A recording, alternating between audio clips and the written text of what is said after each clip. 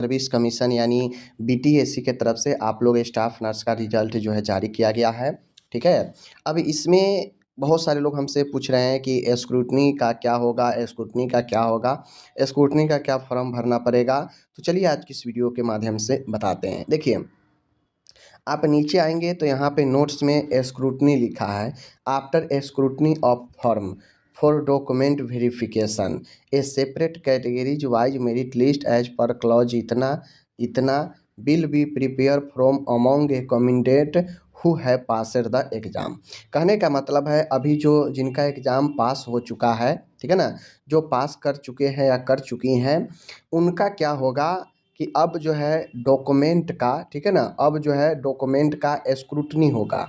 ठीक है। अभी तक डॉक्यूमेंट का स्क्रूटनी नहीं हुआ, चाहे आपका एडमिट कार्ड हो, चाहे आपका एग्ज़ाम हुआ, इन सब में आप जो भी फॉर्म भरे सबका एग्ज़ाम हो गया, ठीक है ना, उसमें किन्हीं को छांटा नहीं गया।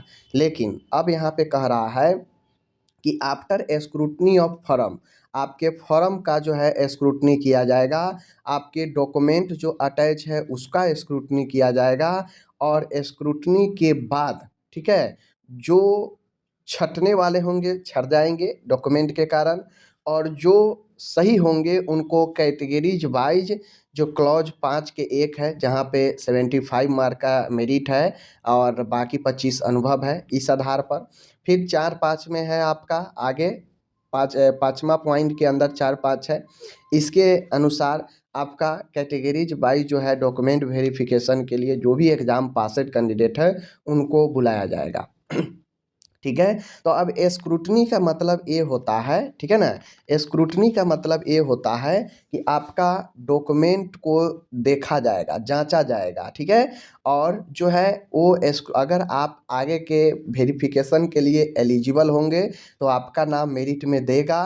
ठीक है। अगर मेरिट में नहीं देगा तो वहाँ पे होता ये है कि जब वो आपका मेरिट लिस्ट देगा, ठीक है ना, मेरिट लिस्ट देगा, तो मेरिट लिस्ट देता है तो आपको डॉक्यूमेंट वेरिफिकेशन के जो मेरिट देता है उसमें आपसे ऑब्जेक्शन लेगा। ठीक है ना, ऑब्जेक्शन लेता है कि आपको किन कारणों से हटाया गया है, कौन सा डॉक्यूमेंट नहीं होने के कारण, तो आप उस पर अपना ऑब्जेक्शन रेज कर सकते हैं, आपत्ति दर्ज कर सकते हैं। समझ गए।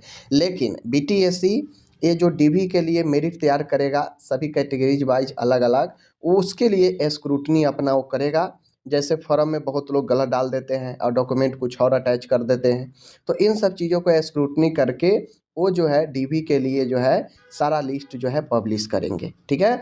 और दूसरी चीज़ें ध्यान रखिए, दूसरी चीज़ें क्या होगा कि जो वो डॉक्यूमेंट वेरिफिकेशन डीवी के लिए जो भी कैंडिडेट का नाम देंगे, ध्यान रखिए आपने जो ऑनलाइन में लगाया है, अटैच किया है फॉर्म भरने में, ऑनलाइन अटैच किए हैं वही आपका मान्य होगा।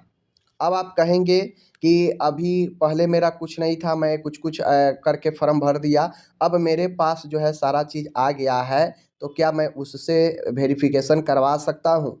तो देखिए, आपका नाम देता है तो आप करवा सकते हैं, लेकिन संभावना आपको एक्सेप्ट करने का बहुत ही कम है, क्योंकि स्पष्ट लिख रखा है सब जगह कि जो आप ऑनलाइन में देंगे, ठीक है, ऑनलाइन में अटैच करेंगे जो भी डॉक्यूमेंट, वही डॉक्यूमेंट का प्रिंट कॉपी आयोग निकालेगा और उसी से आपको मैच करेगा, और वही डॉक्यूमेंट मांगेगा कि आपने एएससी पहले तो कुछ अपलोड किए हैं उसको स्क्रूटनी में ही हटा दिया जाएगा, जांच में ही हटा दिया जाएगा।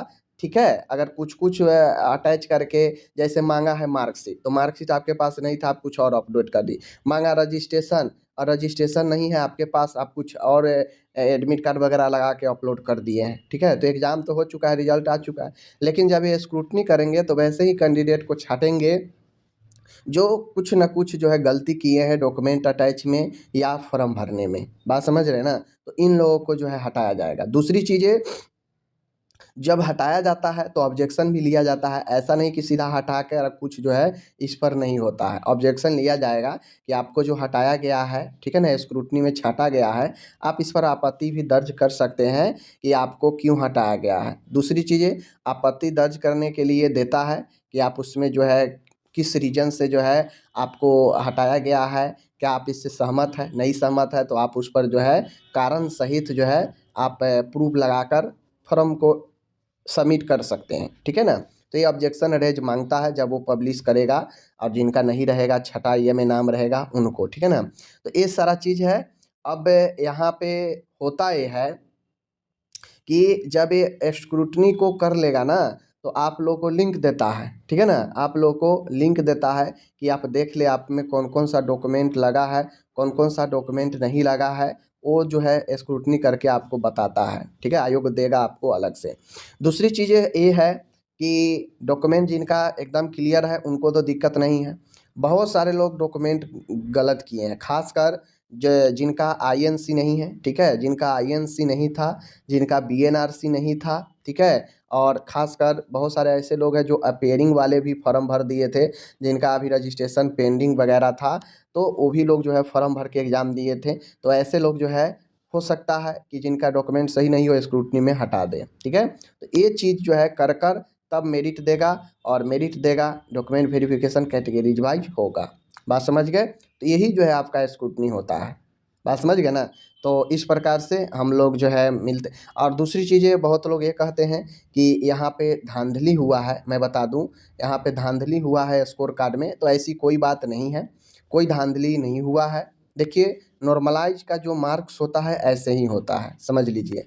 नॉर्मलाइज में किसी को 5 नंबर बढ़ भी गए, किसी को 2 नंबर घट भी गए, किसी को 5 नंबर घट भी गए, किसी को 7 नंबर बढ़ भी गए, ऐसा होता है। ये होता है, इसमें बहुत सारा अलग-अलग फंडा है, इसका अलग-अलग क्रोनोलॉजी है, कैसे-कैसे घटना चलता है इसमें। ये पूरा एक फ़ॉर्मूला बेस है, और भी चीज़ों को ध्यान में रखा जाता है नॉर्मलाइज में। तो नॉर्मलाइज इतना समझ लेना इतना आसान नहीं होता है, ठीक है ना। क्योंकि जब आप अपना समझेंगे तो हो सकता है दूसरे में चीज़ें अलग हो जाए। तो इसलिए नॉर्मलाइज़ जो होता है थोड़ा-सा अलग ही इसका फंडा है।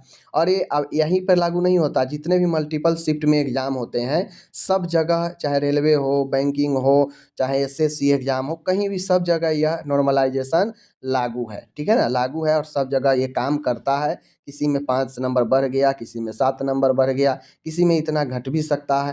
तो ये सारा चीज़ जो है आपको ध्यान देना पड़ता है।